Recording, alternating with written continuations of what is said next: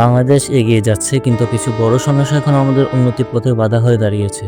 এই সমস্যাগুলোর সমাধান করা না গেলে আমাদের ভবিষ্যৎ উন্নয়ন বাধাগ্রস্ত হবে। আজ আমরা আলোচনা করব বেকারত্ব, ট্রাফিক জ্যাম, দূষণ, শিক্ষামানের অবনতি এবং দুর্নীতি নিয়ে।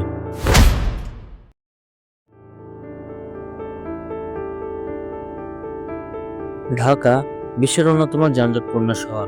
প্রতিদিন লাখ লাখ মানুষ ট্রাফিকে ঘন্টার পর ঘন্টা আটকে থাকে। এতে শুধু সময়ের অপচয় হয় না, দেশের অর্থনীতিতেও বিরূপ প্রভাব পড়ে। যানজটের কারণে জ্বালানি খরচ বাড়ছে, কাজের উৎপাদনশীলতা কমছে এবং মানসিক চাপও বাড়ছে।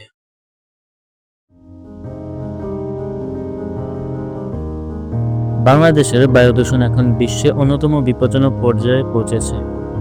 অপরিকল্পিত শিল্প কারখানা, যানবাহনের অতিরিক্ত ধোঁয়া এবং নদী দখল ও দূষণ আমাদের জীবনযাত্রার জন্য হুমকি হয়ে দাঁড়িয়েছে।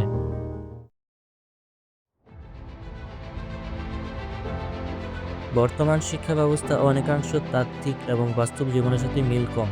দক্ষতার ঘাটতির কারণে উচ্চশিক্ষিত তরুণরাও কর্মসংস্থানের সুযোগ পাচ্ছেন না। গবেষণার অভাব, অনুন্নত শিক্ষা প্রতিষ্ঠান এবং অপ্রয়োজনীয় পাঠ্যক্রম শিক্ষামানকে নিচে নামিয়ে দিচ্ছে।